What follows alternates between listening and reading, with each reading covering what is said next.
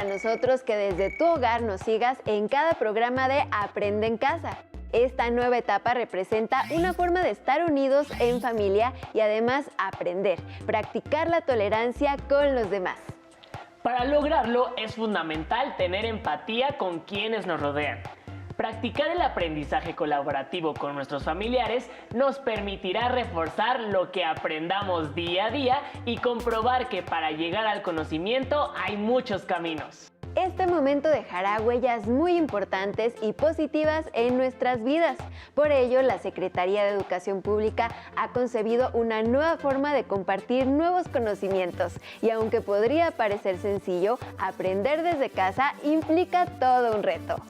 Así que preparen su carpeta de experiencias con cada clase, pues de regreso a la escuela servirá para su evaluación, además de que podrán compartirlas con sus compañeras y compañeros. Algo que debemos tomar en cuenta es que para estar sano es recomendable estar activo y en nuestro Aprende en Casa encontrarás algunas recomendaciones de pausas activas. Con las cápsulas de Suma Minutos fortalecerás tu salud física y mental.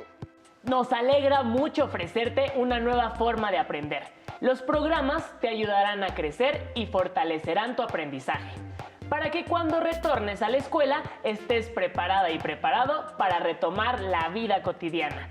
Ten a la mano tus materiales. ¡Comenzamos! En esta ocasión te proponemos viajar en el tiempo hasta llegar al Siglo de Oro en España. ¿Cómo te imaginas que era la vida en aquella época? ¿Te gustaría saberlo? Seguro, era una época interesante. La gente en España estaba asombrada por todo lo que llegaba de América. Además, las personas tenían otras maneras de pensar y de vivir. Desde luego, España era una monarquía muy distinta a la que es ahora. En esa época, la gente se divertía de maneras muy diferentes. Aunque la imprenta ya se había inventado, los libros eran costosos, por lo que las personas se reunían a escuchar lecturas de quienes sabían y tenían el hábito de la lectura. Estos grupos solían reunirse tanto en villas como en ciudades, donde algunas personas acostumbraban ir al teatro. ¿Quieres saber un poco más al respecto? Por supuesto.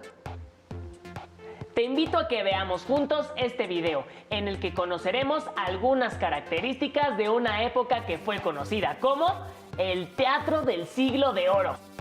¡Veámoslo!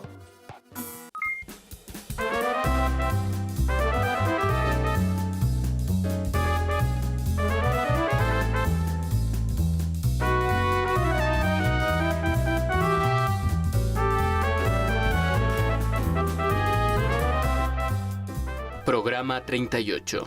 La vida y sueño. En este programa mostraremos las principales características de los siglos de oro y del teatro barroco y una obra representativa del periodo, La vida y sueño. ¿Qué es la vida?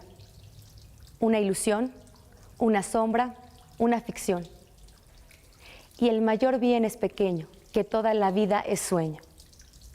En este programa conoceremos algunas características de uno de los géneros más importantes del llamado Siglo de Oro de la literatura española, el teatro barroco.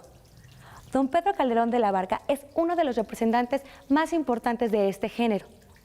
Los invito a conocer algunos aspectos de una de sus obras más conocidas, La vida es sueño. Aunque primero, observemos la siguiente cápsula.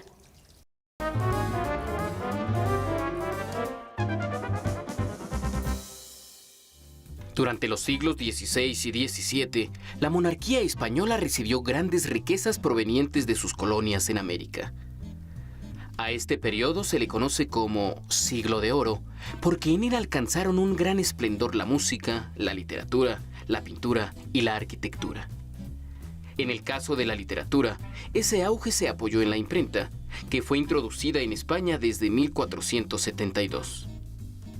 De los autores más destacados del teatro barroco están Lope de Vega, Miguel de Cervantes, Pedro Calderón de la Barca y Juan Ruiz de Alarcón. Una de las reglas que Aristóteles determinó para este género fue la unidad de tiempo, acción y lugar, es decir, contar un solo suceso que ocurre en un momento y espacio determinado. A partir de Lope de Vega, el tiempo se extendió más allá de un día y la acción se fragmentó en subtramas que podían desarrollarse en lugares distintos. Los temas recurrentes del teatro barroco eran el honor y la honra. Si se pierde el honor, lo justo es recuperarlo con venganza y sangre si es necesario. Y el amor, donde la conquista de una dama por el galán, o a la inversa, fue el eje de numerosas comedias. Los personajes más comunes en las obras del Siglo de Oro eran el galán y la dama, para quienes la promesa de matrimonio y la sinceridad eran los valores más importantes, y el personaje gracioso que daba un toque ameno y divertido a la comedia.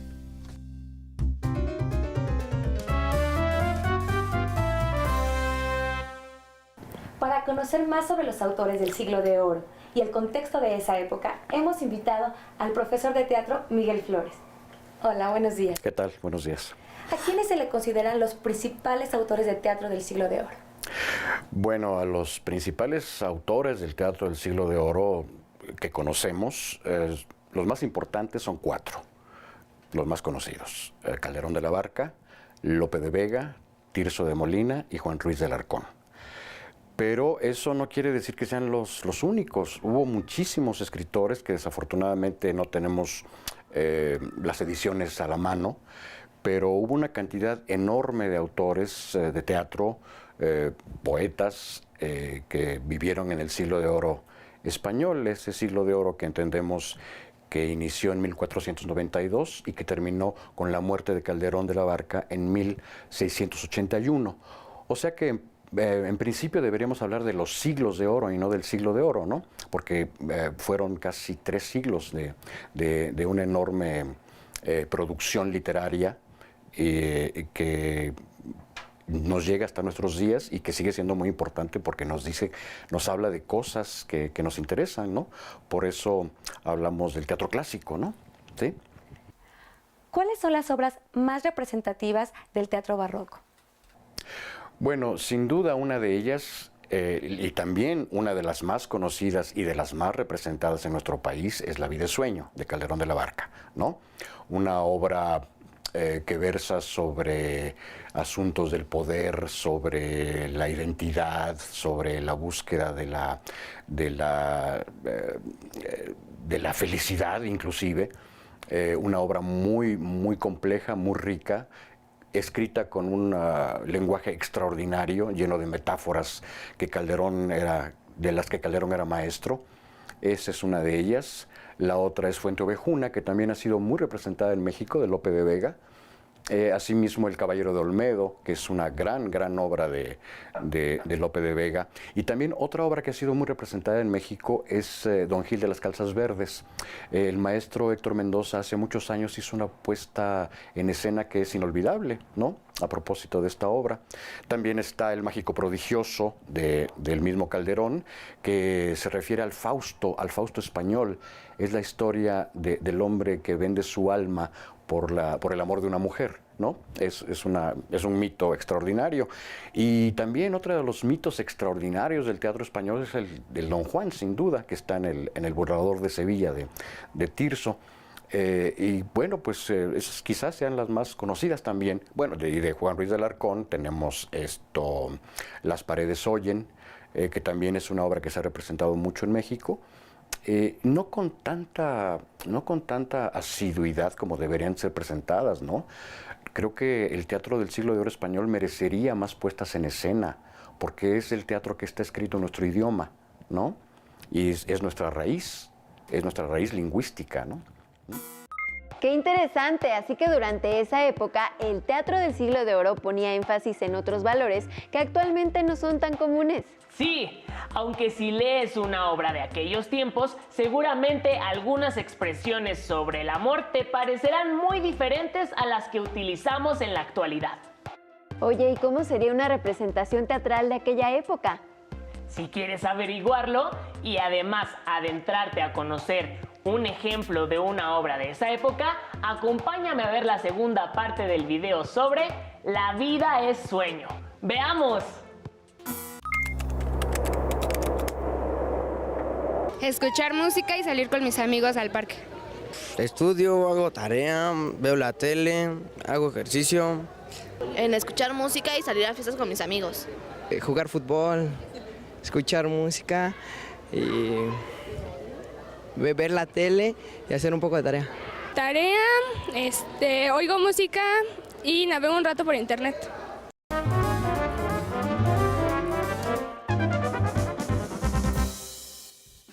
Tratemos de imaginar cómo eran las ciudades de los siglos XVI y XVII en España y cuáles eran las diversiones más populares.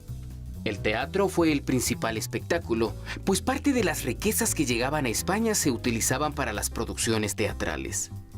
Las obras eran representadas en teatros conocidos con el nombre de corrales. Los comerciantes pudientes se colocaban delante del escenario, en bancos de madera. Los de clase media, conocidos con el nombre de mosqueteros, detrás de ellos, de pie. Las autoridades y las mujeres se acomodan en la cazuela, una especie de gran palco situado sobre la puerta de entrada, mientras que los nobles y los ricos alquilaban, para sus familias, los aposentos en las fachadas laterales. El Corral del Príncipe, en la Plaza de Santa Ana, era el teatro más conocido en esos tiempos. Cuando la obra gustaba, los espectadores aplaudían ruidosamente, algunas veces sobornados por los mismos autores de las obras. Si la obra no gustaba, los mosqueteros lanzaban gritos y silbidos, llegando incluso a arrojar huevos, frutas y verduras en mal estado.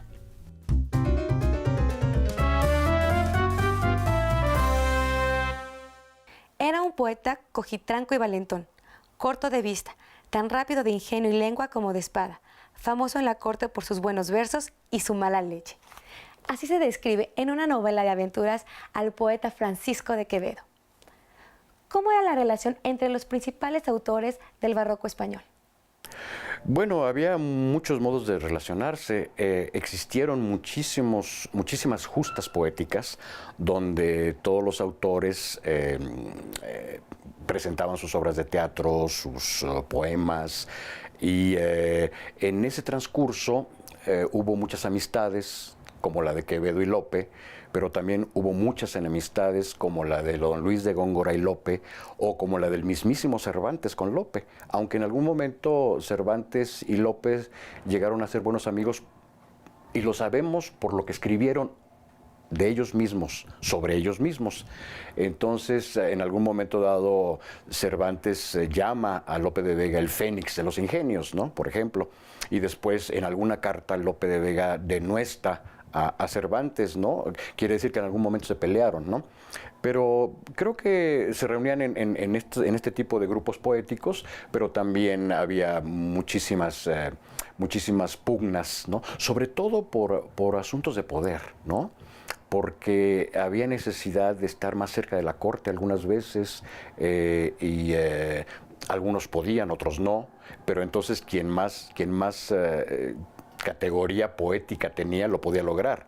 Don Luis de Góngora fue uno de ellos, igual Quevedo era una gente muy cercana a la corte, Lope no, pero creo que era un asunto de pequeñas mafias, ¿no? Unos se reunían para hablar bien de otros y otros se reunían bien para hablar mal de otros, ¿no? En fin, era una cosa muy, muy común que creo que sigue existiendo en la actualidad, ¿no? Agradecemos sus aportaciones. ¿Sabes de qué trata La vida es sueño, de Pedro Calderón de la Barca? Presta atención a la siguiente cápsula.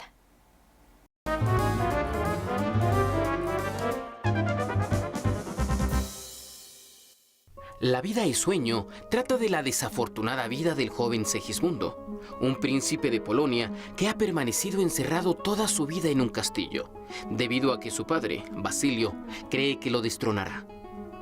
Segismundo tiene conocimiento del mundo y de las ciencias de los hombres a través de la única persona con quien mantiene contacto, Clotaldo, quien hace las veces de tutor. Después de un tiempo, su padre, el rey, decide ponerlo a prueba para saber si será un buen mandatario o si, por el contrario, se cumplirá lo marcado en las estrellas y se convertirá en un tirano que humillará a su padre.